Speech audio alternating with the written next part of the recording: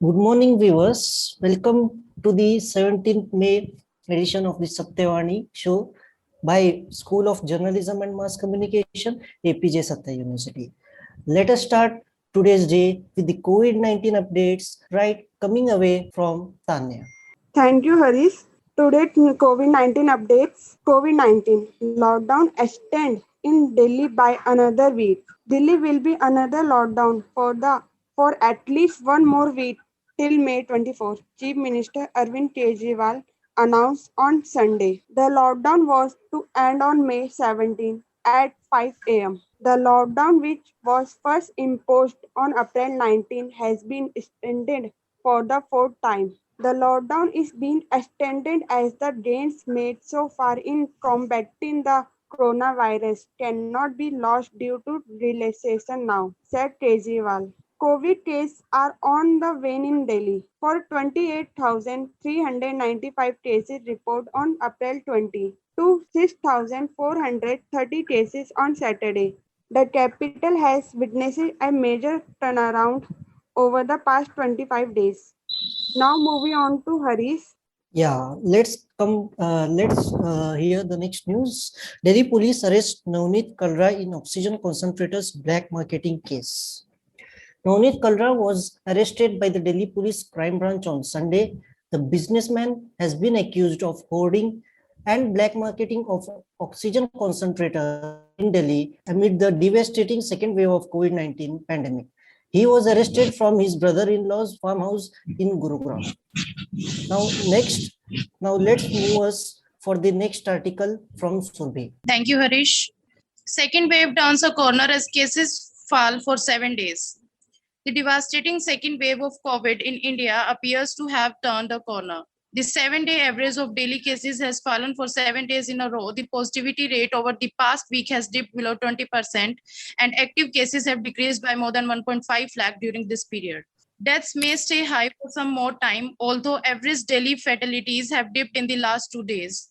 The daily toll crossed 4,000 again on Saturday. In another welcome change, the national test positivity rate, that is TPR, has dipped over the last 7 days. Detected cases fell even as number of tests increased over these 7 days. Taken together, these three parameters seems to tell a story of consistently decreasing infections in India over the past weeks, but the COVID situation in rural India continues to be worrisome as lower testing may mean a high number of cases going undetected. Thank you. Now moving on to Sneha for some more COVID updates. Thank you, Surbhi. Scams related to COVID vaccine online registration that you need to be careful about. With the entire COVID-19 vaccination process made online in India, scammers are now trying to trick gullible citizens into revealing their personal information, including banking details, by promising them to help get a vaccine slot. Due to shortage of vaccines across the country, booking a vaccine appointment is difficult. Scammers are using this to their advantage. Here are a few scams related to COVID vaccine online registration on COVID that you need to be careful about. SMS asking you download certain app to register for vaccine. If you came across any SMS that tells you to download certain app, then you know it's fake and meant to steal your personal information. You can only book a vaccine slot through the official Arogya Setu app and by visiting the COVID website. WhatsApp messages claiming your vaccine lot is booked and you need to pay to confirm. Note that there is no official partnership with WhatsApp or any other platform with regards to payment or vaccine registration. So ignore any such message that you get on WhatsApp. Email claiming confirmed vaccine slot for third-party apps.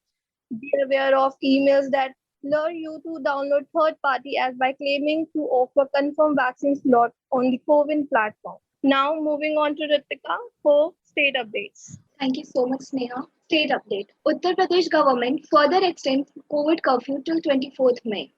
Amid surge in novel coronavirus case in the state, the UP government on Sunday extended the partial coronavirus curfew till 7 a.m. of 24th May.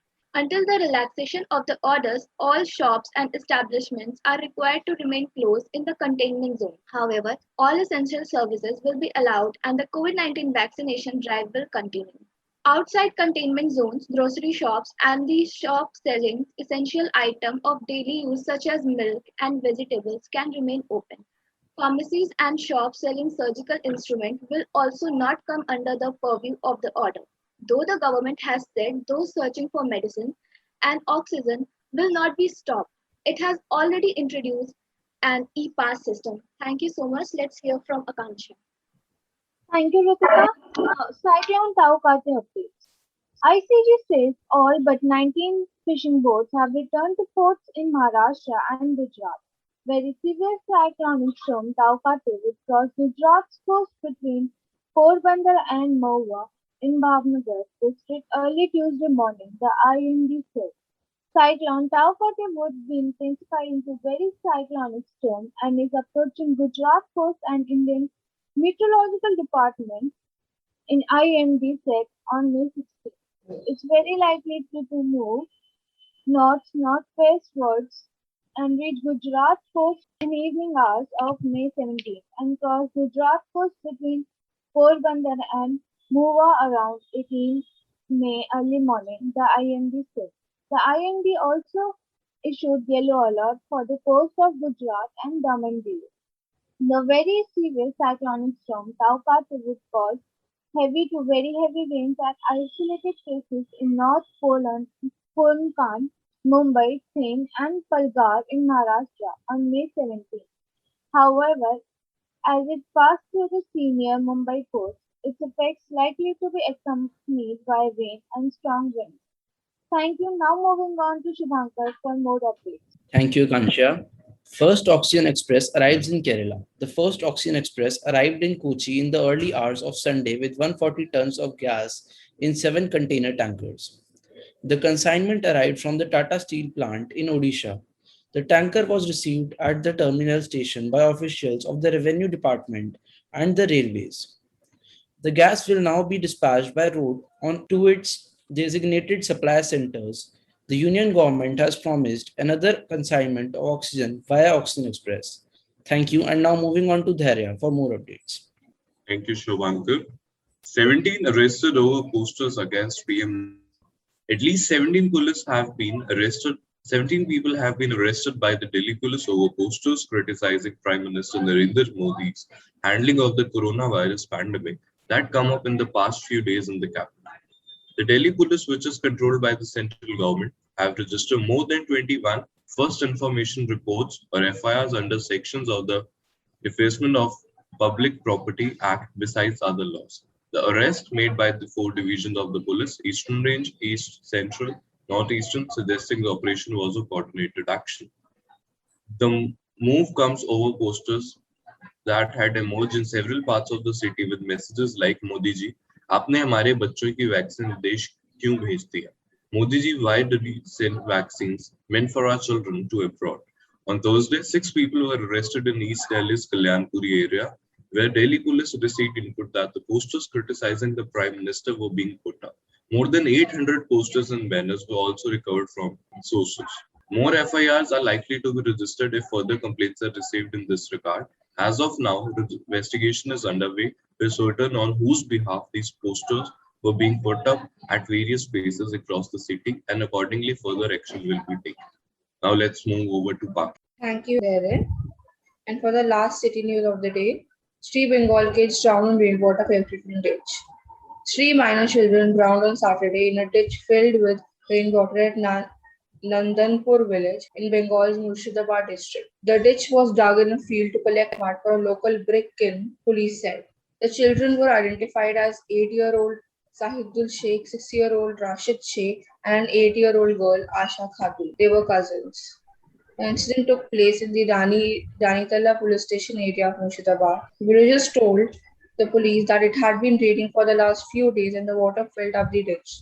On Saturday afternoon, the children went out to play in the field after a nor'wester, a stormy weather pattern, but did not return home till late evening.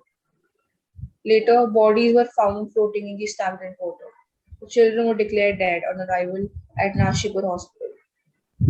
Maqseed Sheikh, a relative of the children, said, "The incident has shattered us." Sheikh said, "A local brick kiln owner dug the ditch a few days ago. The field is part of the brick kiln. The children apparently failed to spot the stagnant water since it was dug. and police officer from Ranikhet police station said a case of unnatural death has been registered. The bodies were sent for postmortem examination. Now, thank you. Now let's move on to Muskan for some international news. Thank you, Paki. Israeli airstrikes on Gaza, 26 killed. OIC leaders hold emergency meet. Israeli airstrikes on Gaza City flattened 3 buildings and killed at least 26 people on Sunday, medics said, making the deadliest single attack since heavy fighting broke out between Israel and the territory's Hamas ruler nearly a week ago. The Gaza Health Ministry says the death toll from Israeli strikes on a main thoroughfare in Gaza City has climbed to 33, including 12 women and 8 children. Earlier, the Israeli military said it destroyed the home of Gaza's top Hamas leader in a separate strike in the southern town of Khan Yunis. It was the third such attack in the last 2 days on the homes of senior Hamas leaders who have gone underground. Israel has stepped up strikes in recent days to inflict as much as damage as possible on Hamas as international mediators try to broker a ceasefire. The latest outbreak of violence began in East Jerusalem earlier this month when Palestinians protested attempts by settlers to forcibly evict a number of Palestinian families from their homes and Israeli police measures at Al-Aqsa Mosque, a frequent flashpoint located on a mount in the old city reverted by Muslims and Jews. Hamas fired rock towards Jerusalem late Monday, triggering the Israeli assault on Gaza.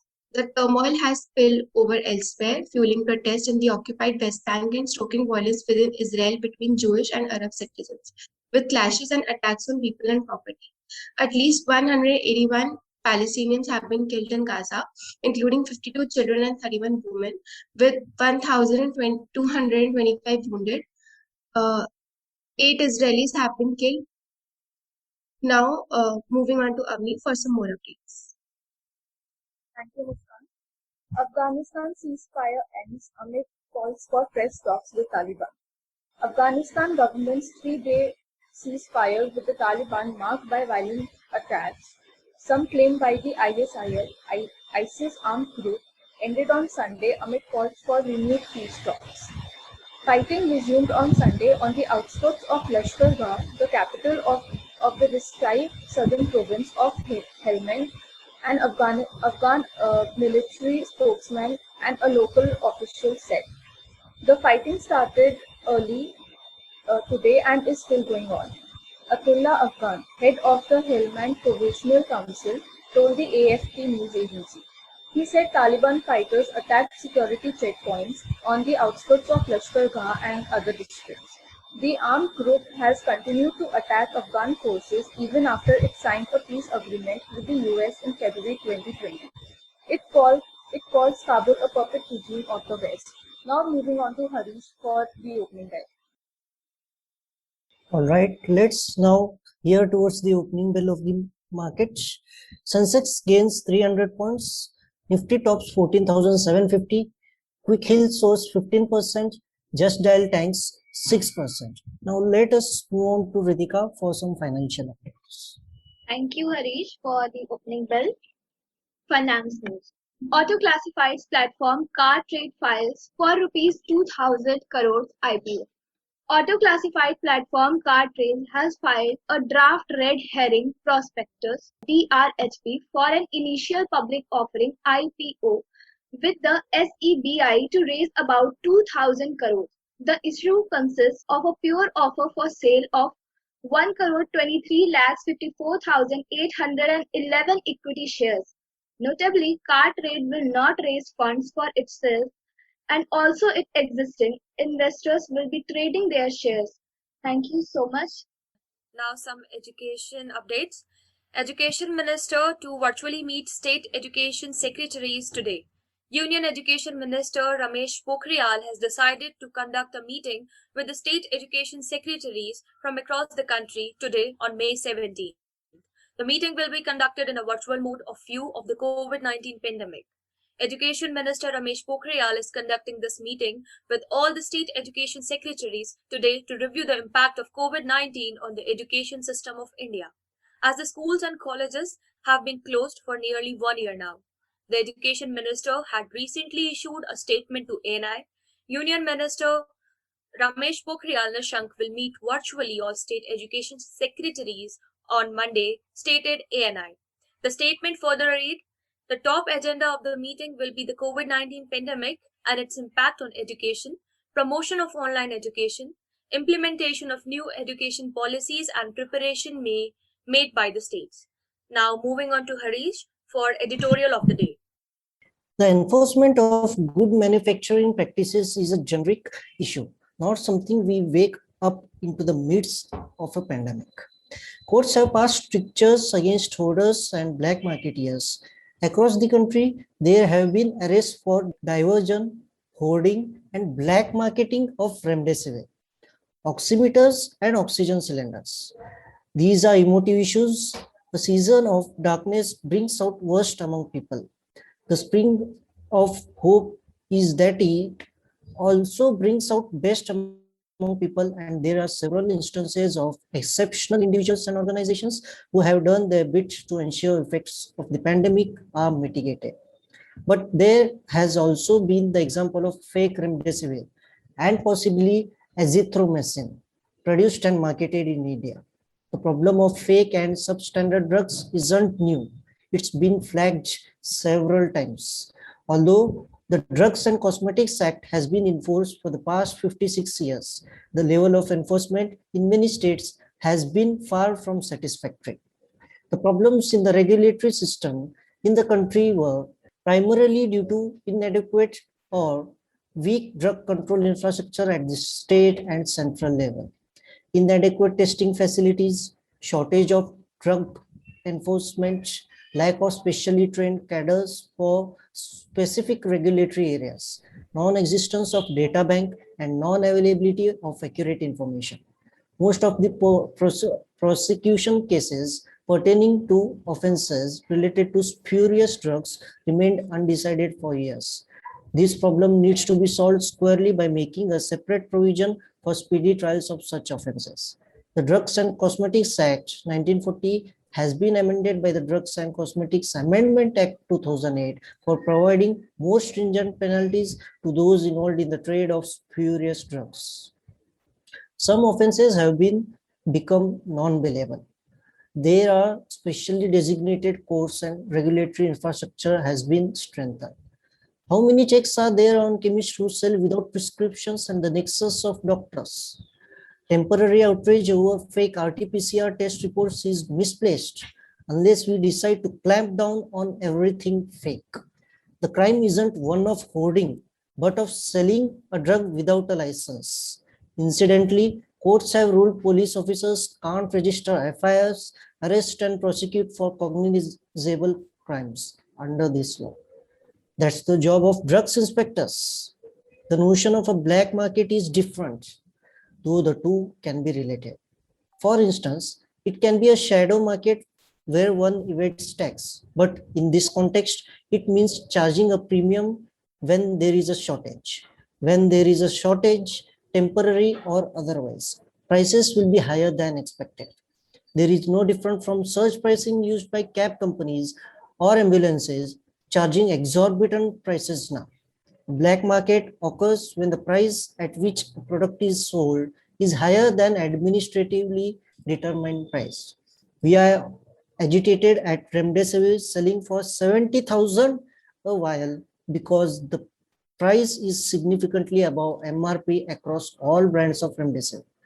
Action not taken in the best times now strikes back at us in the worst times. Thank you. Now let's move on to Arush for the update. Thank you, Harish, for that enlightening editorial. Now we move on to an opinion article which talks about why we must reorganize cities to deal with the third wave. As ambulances siren through streets and social media is filled with desperate pleas for beds, ICUs, oxygen, and remdesivir, phones keep ringing with news of relatives, friends, and contacts falling sick and many losing their loved ones. The sheer scale of the calamity is difficult to fathom. There have been innumerable efforts in the past by civil society, trade unions, academia, public health experts, and others who repeatedly stressed on the crucial importance of strengthening local governance as key to mitigating and managing problems. These efforts have reached various high courts and the Supreme Court too as public interest litigations, trying to make local governance work. But the hubristic reliance and faith in centralized management has been such that even court orders directing public involvement in decision-making have all been disregarded. The whims and fancies of a few in power have prevailed with technology-based solutions for the pandemic. The 1992 Constitutional 73rd and 74th Amendments ensured local governments as the third tier of governance. 30 years later, after unprecedented loss of lives and livelihoods, the government of Karnataka has finally realized that pandemics cannot be fought top-down, and a decentralized approach has now been proposed at the ward levels in Bengaluru. Decentralized triage and emergency response committees for COVID-19 management have been initiated. This has shown how, as humans, cooperation is critical to survival. When there is a collective good that has been identified, we come together overlooking several structural differences. This is most evident in how people have come together to help each other in such dire times. The pandemic has also highlighted decades of poor urban planning. We have not learned from the plague of 1894, which pushed Bengaluru to redesign itself.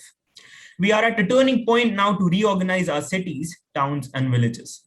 According to estimates, about 70% of the global population will be in cities by 2050, and this is certainly not the last pandemic. While we must urgently prepare for the third wave, extreme weather is already here. All efforts must start with steps to first cater to the most vulnerable. And with that, we move to Kishore for some health updates. Thank you, Arif. On health segment, we have COVID digital portal reconfigured a dose interval of COVID Shield vaccine from 6 to 8 weeks to 12 to 16 weeks. Dr. N.K. Arora, chairperson of the COVID working group, had recommended extension of the gap between the first and the second dose of the COVID Shield vaccine to 12 to 16 weeks. It was after the statement by the Serum Institute of India about the efficacy of the vaccine to be much more higher, but the gap between the two doses is increased. Government of India accepted this on 13th May 2021. Thus, the COVID digital portal has also been reconfigured to reflect this extension of the interval for 2 doses of the COVID Shield. As a result, further online or on-site appointment will not be possible if the period after first dose for a beneficiary is less than 84 days. Yet, for those who have already booked online appointment for the second dose of the COVID Shield will remain valid and are not being cancelled. With this, now we are moving towards Bobby. Bobby isn't here, so let us move on towards Trisha. Thank you, Harish. Moving forward, today's cartoon is brought to you by Surit, depicting Let's Stand for Virus Rights as virus lives matter. Thank you. Moving on to Arush for crime update.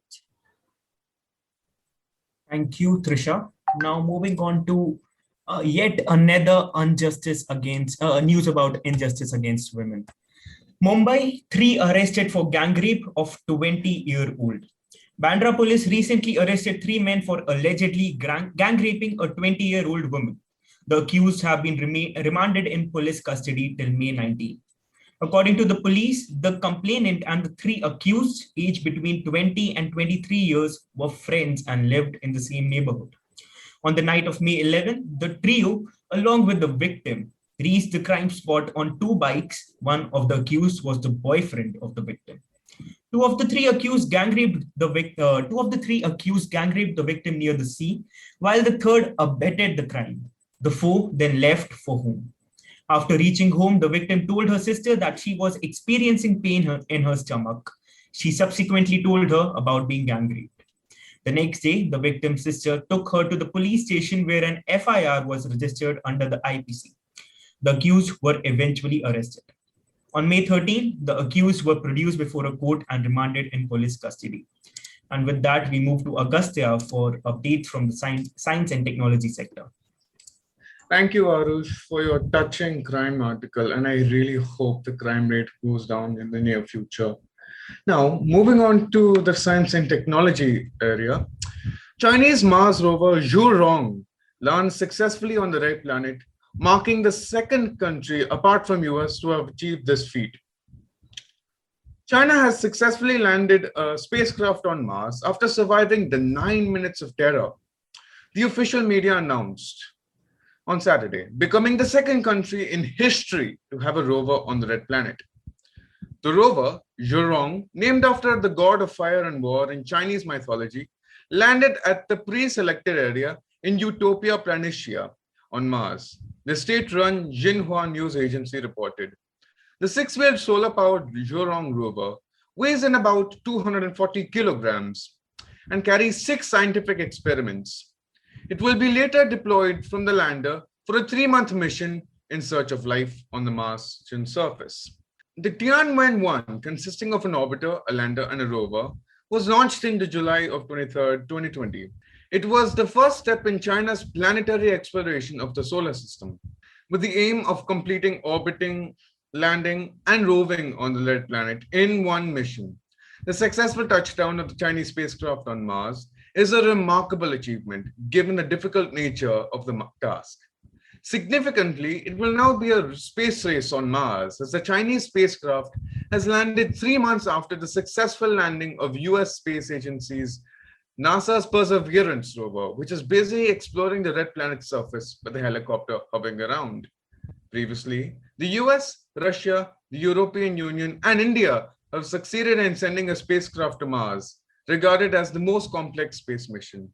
With that, we now move on to Vidya for some entertainment news.